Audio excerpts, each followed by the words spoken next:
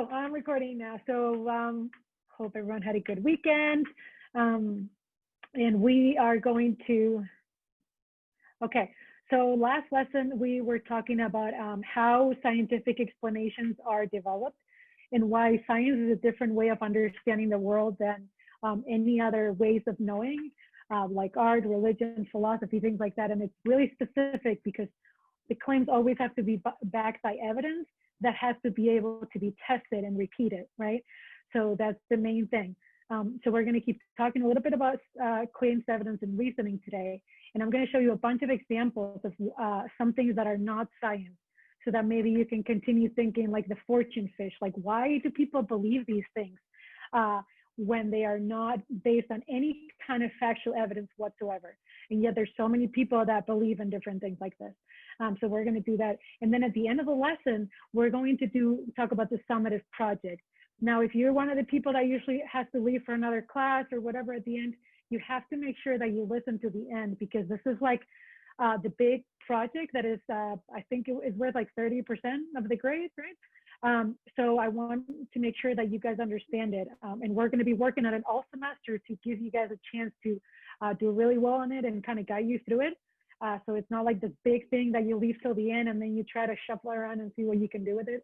But I want you to make sure you can visualize what the rest of the semester is going to look like in terms of just the project. So it will be like interwoven into our different topics. Okay, and then Wednesday, we have our first reading discussion. Now, this is group 1, who is Alan, present, Hannah, and Ashlyn. Now, Hannah, I don't know if you, oh yeah, you did. Okay, great. All right, so Hannah is not going to be there in person on Wednesday, Alan and Ashlyn, but she will send you guys some talking points so that you can share them with the class, okay? So the main thing is that for these reading discussions, you just have to keep it going for like 15 minutes. You use the questions that are on the reading task. So every reading task has 2 questions. And you ask the class what they thought of it, like what did they come up with? Were there any quotes that stood out to them? Maybe you found some quotes that you wanted to discuss, okay? So anything you want related to the reading. Now, you know, this is the first group, so we're totally going to give you guys the, you know, like it might be smooth. You might stop and not know what else to say. No worries. You're kind of like the test, so we can, you know, I can help you out a little bit. But the goal is for you guys to take the lead on this discussion for the 15 first minutes of the class, and for us to try to get a little bit more into the reading, okay? So you should have your reading task 1 for the War on Science, which is the Black Book. And if you have any questions going as you learn, all the tasks are there, or let me know if you have any questions about that. Will you send out an email, like for like whatever my group is, like for whatever which group's week is? Yeah, so the groups, the groups are, I put a link on As You Learn with all the groups and your contact information. So it's on As You Learn, there's a link that says discussion group, reading groups, and contact information, and you just click it and there's a list of everyone and all their emails.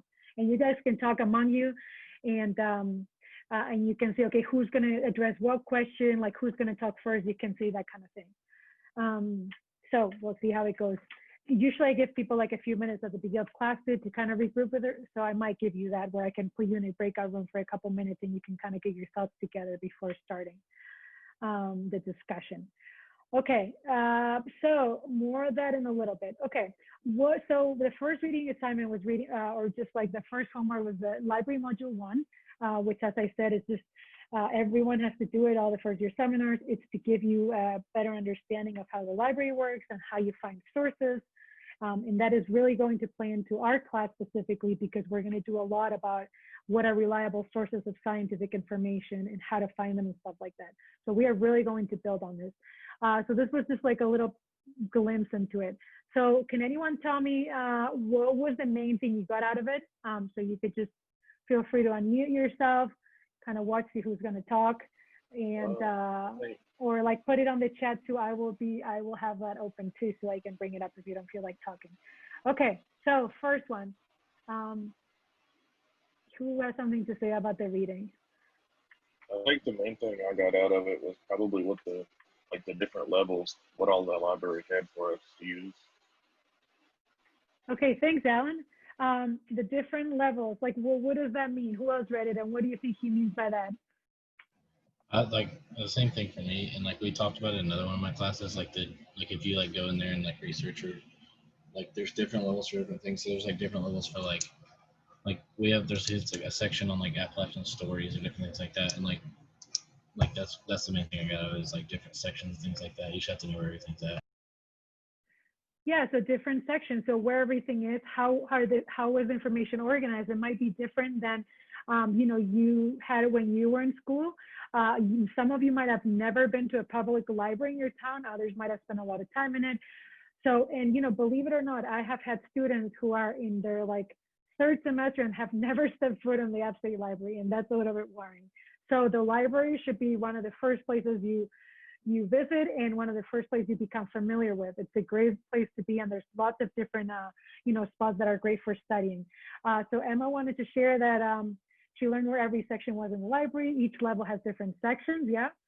I like that it made sure we knew that it was okay to pick a broad topic and then refine it. Very good point, Ashlyn. So for the topic, some of you are like, okay, I really want to do something about like vaccines, like this is something that there's always a group that wants to do vaccines for their final project, but it's so huge, vaccines is huge. So it's okay for you to start broad and then say, okay, well, I'm going to focus on like the HPV vaccine, or I'm going to focus on, the smallpox, whatever.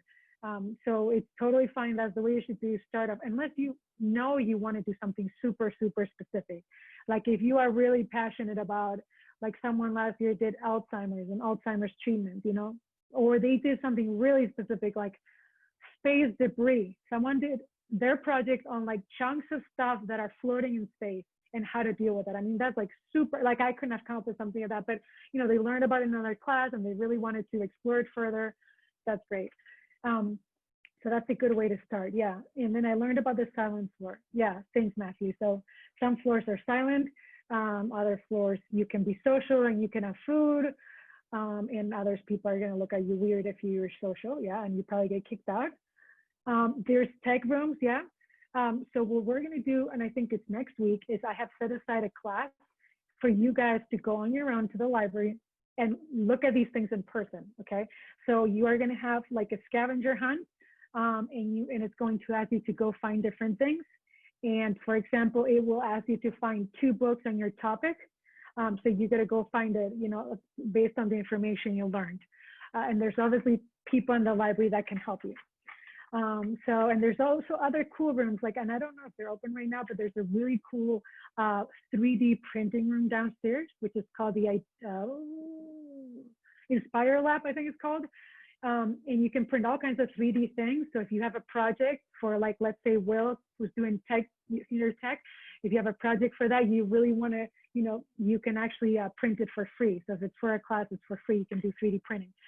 There's also sewing machines there. And they also have a cool video game room next to it where you can basically test any video game. And it's got a huge screen and it's got the VR set.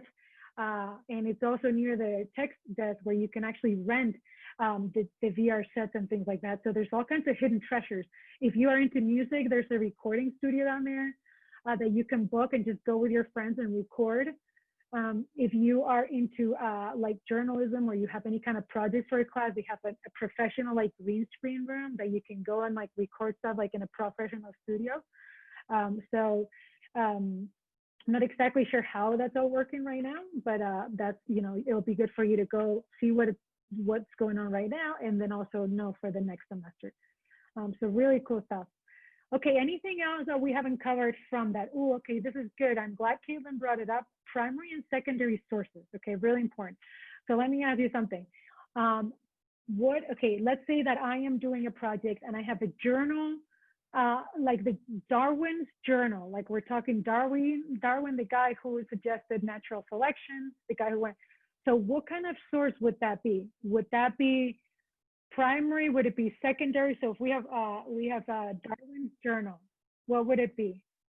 Primary. Primary. Good job, Noah. Yeah, because it says primary to go, like this is him taking observations. The same thing, like if you are looking, for example, at at, some sort of fossil or like dinosaur footprints. I mean, that is as primary as it gets, right? You don't need, that's like the primary source. Can anyone give me an example of a secondary source, for example, a secondary source? Wouldn't Gabe, that? Oh. Hold on. Let's get Gabe first, then Noah. Noah, sorry. Get close. A documentary, yeah, and you have to be careful because a documentary can either be secondary or tertiary. So let's say, for example, that there's always a debate about this, like The Inconvenient Truth, like the movie about climate change. That one in theory is secondary because it talks about people's research. So the researchers, that's primary. Like they're taking the data and they're telling you how it is and they're analyzing it. So that's primary, right? But then if someone's talking about that research, like in a documentary, it's secondary. And then tertiary, if there's like a lot of potential for bias in there, or there's sources that maybe are not like as direct, then it would be tertiary.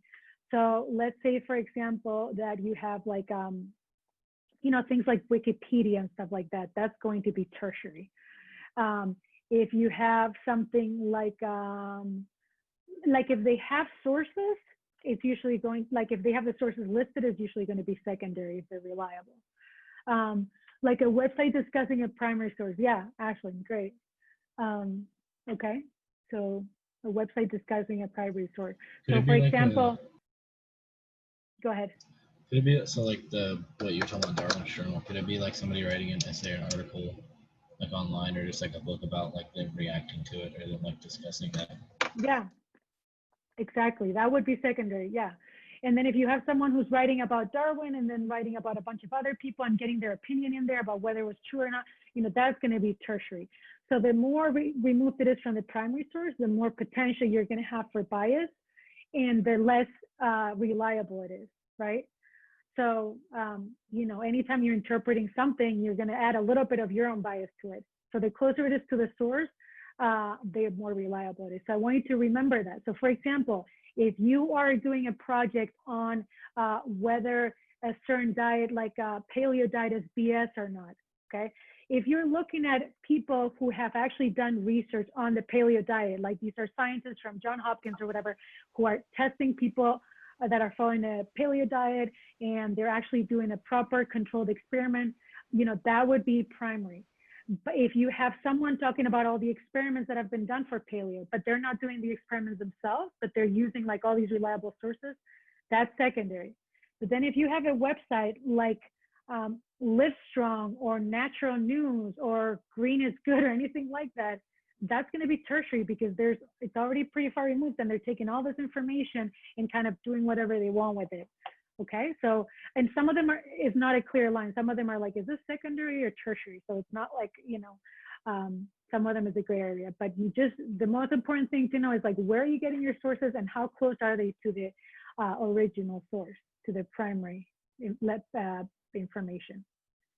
Okay, great. All right, so that was it for the library module 1. The library module 2 is due next week. Okay, so remember to do that one. And then after the library module 4, we'll have the quiz, which is also online. Okay, and you have to just get 75% over it to pass it and get all the points. So just as long as you're doing the modules yourself and you're kind of assimilating the information, you should be fine with that. And hopefully it will be really useful. Okay, so we have been talking about science, what is science and what isn't science, okay? I hope that, in your everyday life now, you're kind of, if you weren't already, you're kind of trying to look out for these things. So I'm always looking for this kind of examples to bring into class. And it's not hard to find, like every day on social media, there's a bunch, every day on the TV. And magazines, there's always stuff. So no matter whether you're in the gym, looking at a magazine or wherever, you're probably going to find an example of it. I don't know. So here is one, all these famous people, famous for, actresses or whatever, models. They're saying what these crystals provide them with, okay? And one, so you might not be able to see, but one of them, this one, the amethyst, says it generates good energy, okay? So if you have an amethyst, you're gonna have good energy. This one, Gwyneth Paltrow, she has jade. It gives clearing, cleansing powers, and takes away negativity. So how jade takes away negativity is beyond me. But anyway, I don't know how you could possibly link that at rock to negativity. But some people think you can. There's also things like achieving your best self, selenite, and then there's protection. The black tourmaline is protection, and rose quartz is unconditional love. Okay, so if you want unconditional love, maybe carry a little chunk of quartz in your pocket. It might work more than you having to work at getting the other person to like you. Seems like a lot less work for sure. And the other one is about transforming negative energy into positive energy. Okay, so these are all things that, that we know the kind of energy that is in the world. Like energy is like physics, like we know the kind of energy, like electrical energy. We know that there's thermal energy. We know that there's magnetic energy. Those are things that you can show. Like you can actually show magnetic energy. What you can show is negative and positive energy, and you can measure it. So these are energies that people have made up. And whether it's fine if you truly believe that there is an energy that is called negative energy, positive energy, and all that, that's great. But it's not scientific. Like there's no way to show this, just like the fortune fish, in a scientific way. So this doesn't mean you shouldn't. I mean, everyone can believe whatever they want, but you can put it out as though this is like a scientific fact that this is going to help your, heal from whatever disease you have. Because, these are rocks, and we know that exactly what they're made of, and we know the molecules they're made of, and we know, I have a ton of these in the Rock Museum in the Geology Garden, in the Geology Museum, and I have a ton in the, we have so much quartz in the rock repository, and I don't think everyone in there is just like channeling their unconditional love. So it's like we know what they're made of and what they do, but people believe them, so that's totally fine. Here is another thing: earth and fire volcanic energy reaction creates unique lava rock from the core. Use your inner core, mind, and body to create your positive energy. Okay, so I think the problem is when you're trying to bring in these words that are making it seem like it's like scientific. So this is a bracelet that you might buy, and it's just a chunk of rock that comes from the earth. Great, you might like it, but you can't show or prove that it's going to create positive energy. Okay, so some other examples of pseudoscience.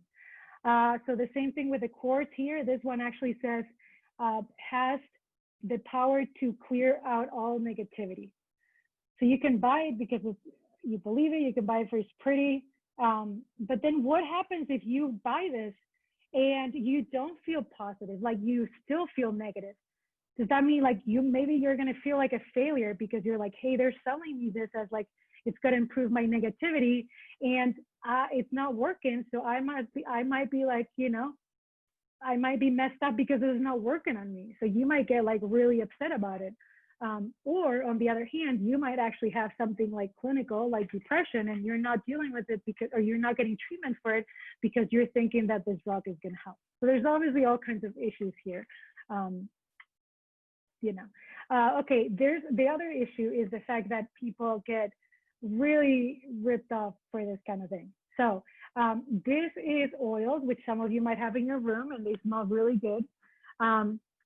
So, you might buy them because they smell good or because they relax you or whatever. But, the problem is when you believe they're going to help your immune function, which is what they're advertised as. Like a lot of people, put these the oils in the burners, and then they don't go to the doctor when they have like something actually medically wrong with them, some sort of disease, because they think that the oils are going to be enough and they might get worse. That's when it becomes a problem.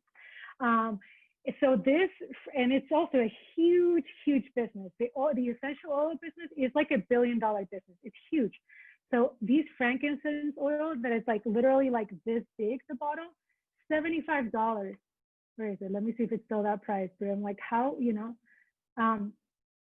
this one, right? Some of you might know people that are representatives and can actually convince me of it. But this one, when I last looked, was $75. $75. Okay, so that's like all the different things. And you know, they say that they improve the concentration, that they heal, all this stuff. There's also one called acceptance oil. So, you know, how, I guess like I just feel like everyone's getting ripped off all the time for this. I don't know. Like, I think it'd be fine. It's like, this is a really good smelling oil, and it's like, you know, it'll help your life. But the fact that it's like so specific and just like, are people really believing that they're going to feel more passionate or more accepting with this? I don't know. I'll let you guys see what you think in a minute. Okay, I'll show you a couple others, and I'm going to break you guys into groups so you can talk about it. Okay, you can convince me otherwise. Okay, and then some things are actually just really dangerous. Like for example, this jade egg, which is being sold in Gwyneth Paltrow's Goop lab, and you can actually read where you're supposed to put it and what it's supposed to do. But there's so many lawsuits about this that they had to take it off the market because it's extremely unsanitary and not, you know, yeah. So you can see where you're supposed to put it. It's a place where you shouldn't be putting any, or some of you that have it should not be sticking things into of this kind.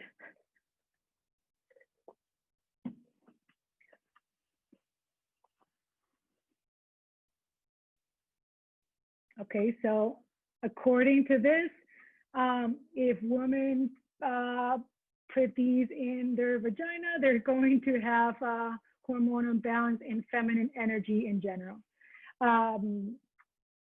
So was sold out before people started to sue them, and doctors started to be outraged about it.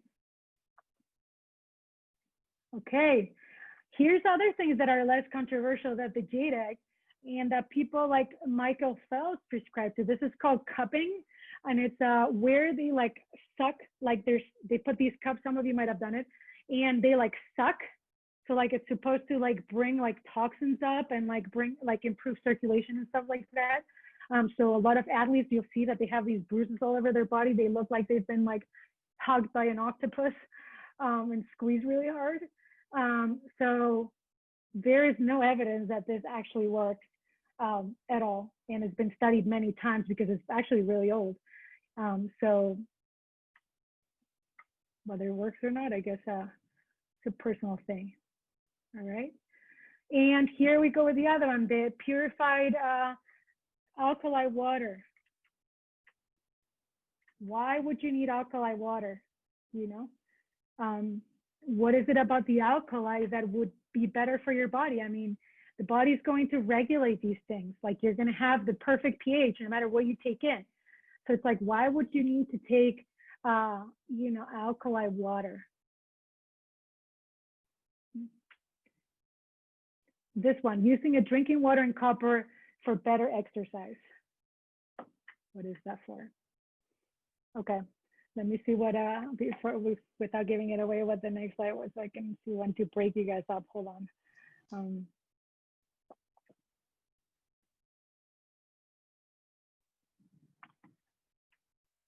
I think this is probably a good spot. Okay, so I am going to, I'm going to break you guys up into groups. Oh yeah, and the Himalayan salt. So the Himalayan salt lamp, you know, first of all, there is no salt in the Himalayas. So that's the first kind of indicative that something's wrong here when you're selling something as Himalayan and there's no salt in the Himalayas. Also things that it does: purify air, reduces allergy, better sleep, improves breathing.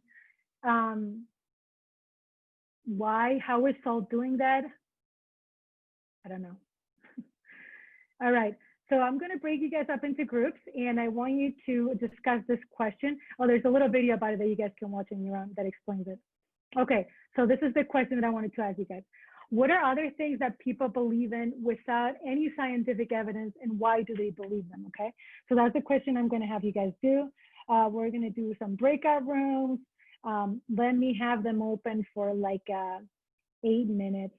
And I want them to be a little bit bigger than your reading group so we don't have so many. So I'm gonna do 4, and there'll be 5 or 6 participating per room. If you feel comfortable, just put your camera on and discuss. And then we will come back and see what everyone came up with so you guys can share some. All right, so I am going to set them for, let's do 6 minutes with a countdown. Okay, here we go. I wanted to include these few slides, which are the ones that I missed after people came from breakout rooms and I forgot to press record. So just a few slides here with some more examples of pseudoscience. We also talked about the fact that some aspects of pseudoscience can be harmless, like things like the horoscope, maybe, essential oils, but there's others that can have pretty severe health consequences. So here are some examples. When people refuse vaccines, I'm not sure how true this is over here on the left. It seems like, you know, a lot of these posts, it's hard to tell whether they're actually real posts or not. I have a hard time believing that someone whose kid died of whooping cough, which is a preventable disease with the vaccine, would not want to vaccinate the other kids. Here's another example of someone refusing the vaccine or saying that meningitis, which is a bacterial infection of the brain, is not dangerous. So obviously it's a really severe life-threatening disease.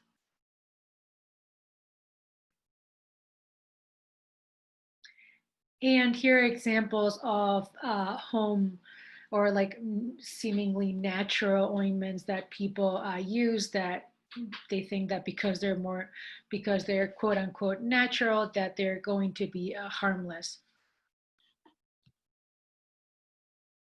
Also things like they use these instead of taking the tetanus vaccine, for example. And there's some graphic images coming of these, so I'll pass them very quickly, but you can see some effects of tetanus and also people taking too much colloidal silver. And then there's some people that are just really afraid of anything that is a chemical, whether it's occurs in nature or it's synthesized by humans. This was something that someone created a website for, this chemical called dihydrogen monoxide. People started freaking out, and there was this official looking website for it until they realized that what they were freaking out about was water. So a lot of these things that sound difficult to pronounce and that they might not be familiar with are actually common chemicals. So just because something is a chemical, whether it's natural or synthesized by humans, doesn't mean that it's bad. And also just because something is natural doesn't mean it's good either. So there's some substances that are natural, like ricin or anthrax, things like that, that are very dangerous. So, but this has nothing to do with the fact that it's a chemical. Everything's made of chemicals. So we did this little exercise where people had to guess what these 3 products are. These products. Anyone want to guess? Like juices? Okay, juices, some sort of fruit juice. What else? Are they like fruit snacks, maybe? Fruit snacks, okay. Okay, would fruit snacks have like formaldehyde, things like that? Some of these sound like gas, like gasoline. Butanoate. Okay. Any other guesses? Soda, flavored water? Okay, thanks, Alan and Katie. Flavored water. Okay, they have a lot of chemicals. Okay, I will show you guys where this. So these are the chemicals for an all-natural egg, a natural banana, and blueberries. So as you can tell, you know, there's once we put out the chemicals, they can sound scary because people don't understand what they are, right? But if you know what formaldehyde is, you know that, oh, most fruits are going to have some formaldehyde, and that it's fine at small amounts. You'd have to have like tons and tons of fruit to actually have it have any effect on your health. Okay, so that's called chemophobia. People are just worried about the fruit. And things like potatoes also have chemicals that could be really dangerous, but you would have had to eat so many potatoes to be able to actually have any kind of impact on your health. All right, and now I'm going to show you the last thing before we talk about the summative project, which is this little video, okay? Because sometimes, you know, what you believe in can actually be a matter of life or death. So I'm going to show you this, and I'm going to see if I can, let me see if I can change the audio. Okay, and then we'll talk about the final project. Then I'll give you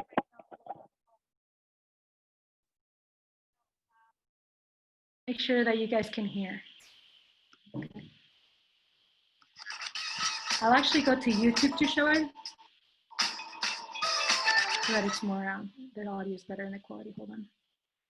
The approaching millennium has fanned the flames of a Can you guys curious hear it? phenomenon, UFO cults, a synthesis of mainstream religion and cutting-edge science fiction. The belief in these technological angels comes from a long history of mankind's faith in a divine plan for the universe.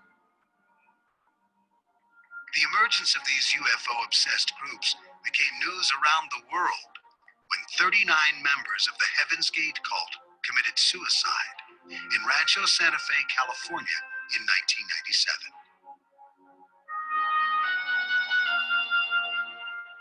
Survivors of Heaven's Gate provide true stories which read like sci-fi novels. A cult leader's daughter tells of her mother's search for UFOs. A mother of a suicide victim describes her son's alien transformation. Members of another group, the Unarius Academy, just down the road from Rancho Santa Fe, drive to a secret UFO landing site where they claim 33 spaceships will arrive in the year 2001. How can we interpret this mania to seek contact with an alien race? Is it simply the human need to believe in the unexplained?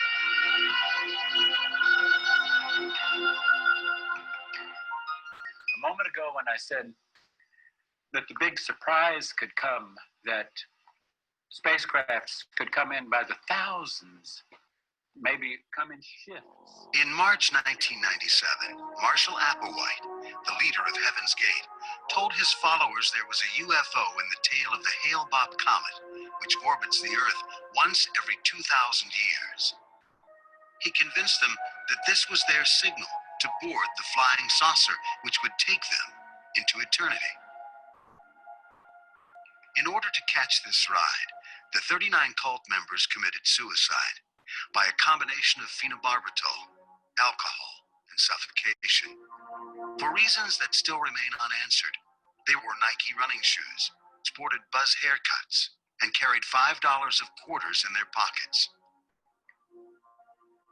This tragedy was the culmination of 22 years of behavior modification under Marshall Applewhite's spell. What once started out as a grassroots Christian sect evolved into a dark millennial cult with beliefs in aliens and Armageddon.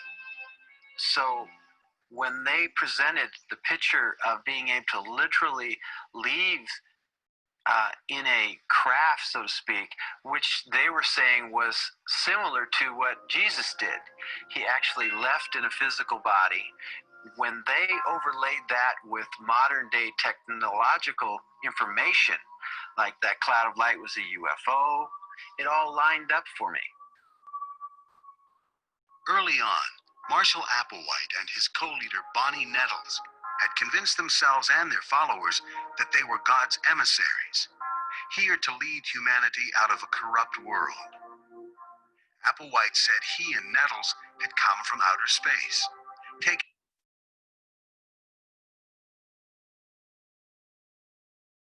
Okay.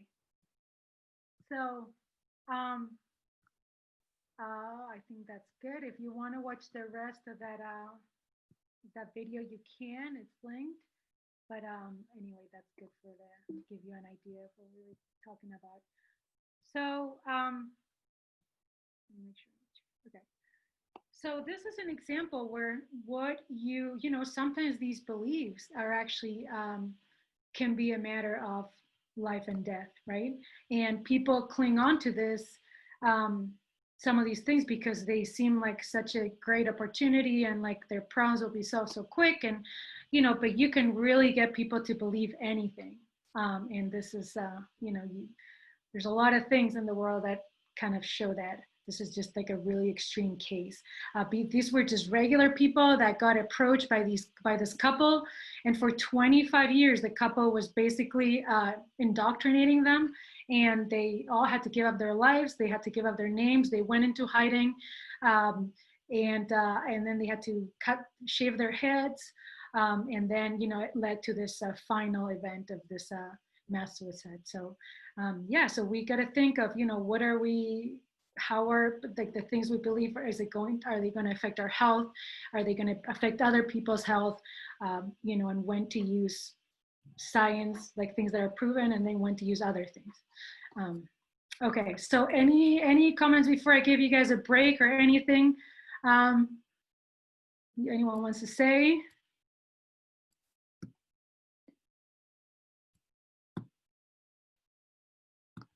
Had people already heard about that? Heaven's Gate, the cult? Some people have, some people haven't. Okay. I've heard of Jonestown too, which is real similar. Okay.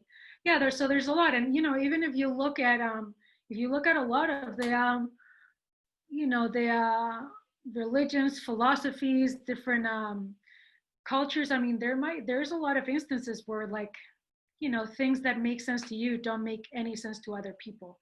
And they could be perceived as dangerous, there could be perceived as immoral. Different people have different views. But anyway, all right, anything else?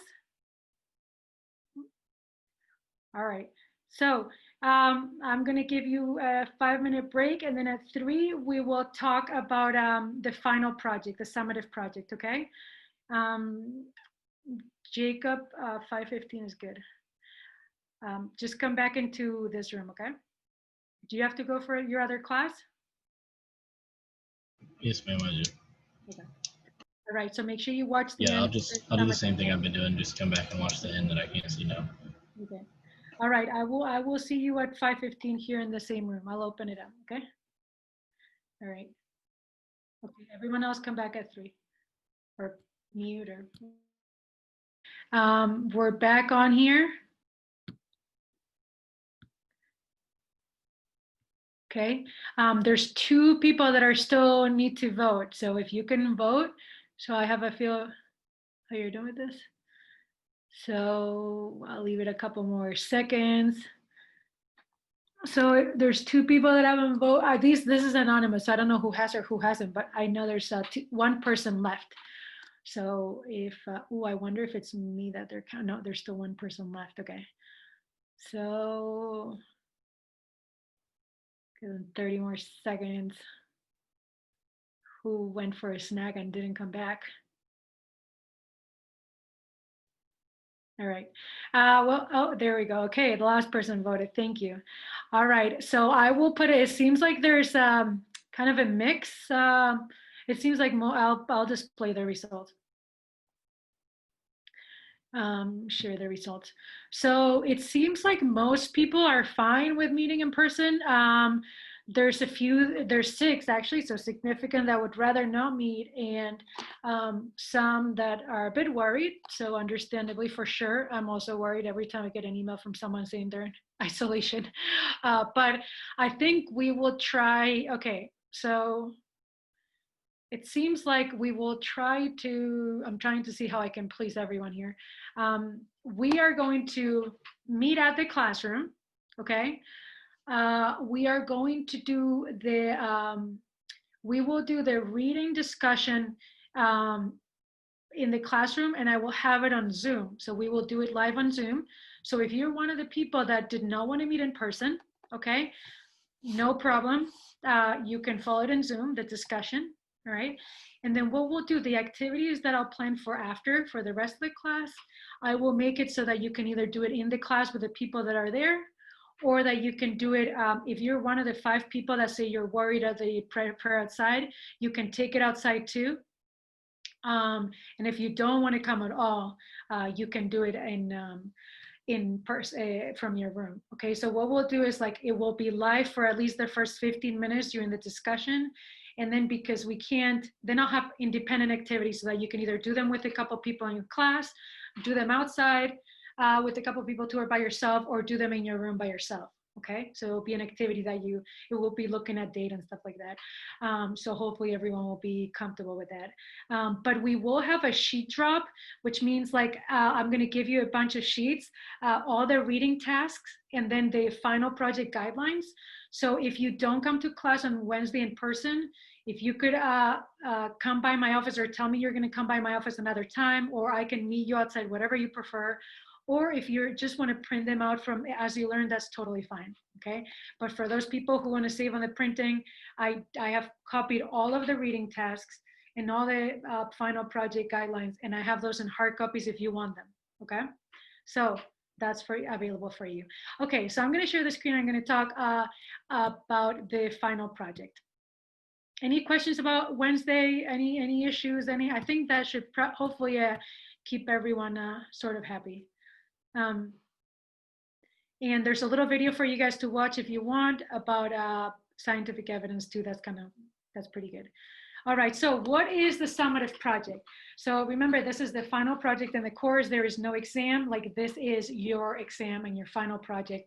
The reason why it's called summative project and not final project is because I wanted to convey the fact that, hold on, am I recording this? Oh, yeah, okay. Sorry, I wanted to convey the fact that we're working on it all semester, not just at the very end, okay?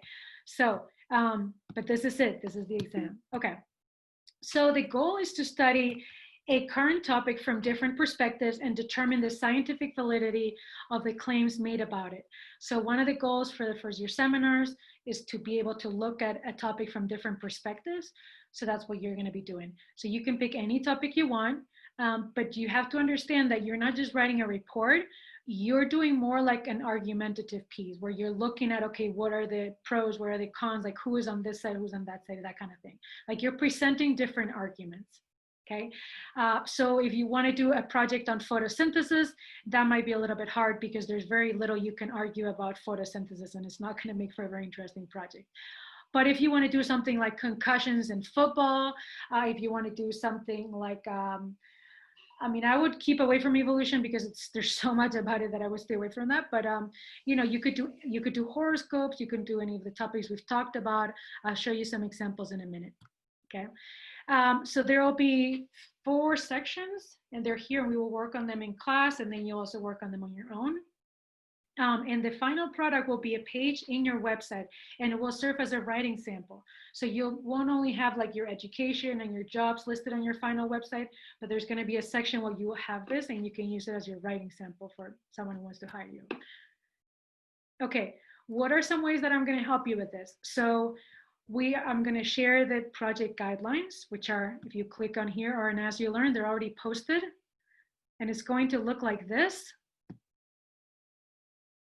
So I'll tell you what the objective is, and it's kind of like a little template like to organize your notes. So it tells you a few of the things that you can look up to organize your notes. So you're not turning this in, this is just to help you. So some historical notes, who are the main entities involved? Like if you're doing like, is it worth protecting species? You could, you know, your major player could be like Greenpeace, or it could be like the Environmental Protection Agency, things like that. Okay, and then at the very end, you have the scoring. So how is this going to be scored? Okay, so you know what the expectations are for each section. So this is all already on As You Learn for you guys. But obviously, if you have any questions, you can ask me. I'm going to show you some examples of past projects, and they're also posted already. We're going to do peer feedback, and then I can do a one-on-one with anyone at any point if you need it. So you really should come up with your topic by Wednesday because the activity at the library assumes that you already know what you're doing. for your project. Okay, the introduction will be the first thing that is due, like the draft, but this is not due till September 23rd, so we have plenty of time. I just wanted to show you how we're going to do it. So we'll have the draft due, we'll talk about it in class, and then you can work on the edits, and then gradually we will put all the sections together. Okay, so I don't want anyone to, some of you might get this instantly and want to work on the whole thing. That's fine. Others want to follow along. That's totally fine too. You might have done it a different way in school. So just, you know, there'll be, I think it's flexible enough that everyone should be not to, you know, not panic about it. Let me show you some examples, okay? So in the last few minutes. So these are links. This is all in As You Learn. Okay, so for example, Clay's project. So I go to this one, and he's a student from last year. And this is his website. So his website, not only does it have, it's what you guys are going to make on like the very last days of class. You're going to make your personal website, but one of the sections is the writing sample. And he did his on the HIV vaccine. So it has to be something that's like a little controversial. So you can argue both sides. So, so he talks about this, whether it would be efficient, what is the history of the HIV vaccine, what things have been tried, what things have not worked, what things have worked, and so on. So that was Clay's. Someone like, okay, Addie, actually Jordan right here did, I think hers was on bees, whether we should save the bees, like whether we should put any money on saving the bees or whether it's just kind of like a fad. So she talks about that. You talk about the historical background, you talk about the claims and evidence. Okay, but you can see there's many different styles that people are using. Molly. Okay, so she did hers on serial killers, whether it's like nurture versus nature. You know, what are they made or are they like, so this is something that she was interested in. I forget if she was doing criminal justice. It's totally fine if you want to combine it with your major, no matter what that is. Like even if you do something like, you know, if there's people in here that are like risk management, you know, you could do something like, is it worth to buy the homes on the coast from people to be able to, you know, mitigate for climate change and to be able to save on insurance that way, or, you know, something like, you're welcome to bring in whatever, try to apply it to your own major, but obviously it has to have something to do with science. Okay, so she did that one, and you can see they've got a bunch of images. Yours is gonna look just as good. And let me show you a couple more. We have Taylor P. This person did the destruction of ocean biodiversity. Okay, you can see all the citations right here. All right, and you can look at the others. So there's a bunch of examples there, okay? Okay, any questions? Any questions at all? Questions about a topic, questions about a part of it that you don't understand, anything? I'll stop sharing. Everyone is like crystal clear on it. If you want, you can also send me a question by the chat, whether it's public or private, and I will address it. So pick a subject that has a little bit of controversy in science, and you could argue both, you know, see what's on one side on the other. Noah, do you think like you know what you're doing and that you might have an idea? Does anyone have an idea already of what they want to do? Yeah, I was thinking on working with vaccines. Okay, so remember, but if you're doing something, bro, like that, the more specific you make it, the easier it's going to be. Like there's always someone that says, I want to do climate change. That is huge. So you have to do something really specific, like not climate change, but like sea level rise in coastal communities, or like, you know, environmental racism, things like that, that is like really specific, because otherwise it's so overwhelming. Anyone else have an idea?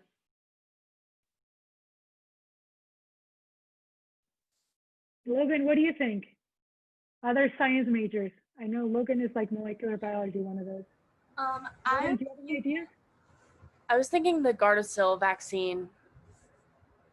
That's a good one. Yeah, we usually have one or two people doing that. That's a good one for sure. Because you can talk about like people that are against it and why are they against it and things like that. So what goes into play like that? Yeah, good one. Gabe, what do you think? Did you do one on CBD? Sorry? One on CBD.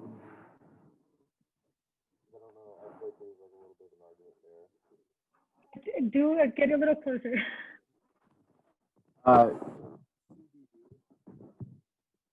CBD? Yeah, you can do CBD, but do CBD, like remember, whatever you do, it has to be from the science perspective. So what is the scientific evidence for it? You can talk about the scientific evidence and the evidence that is not scientific. That's fine too.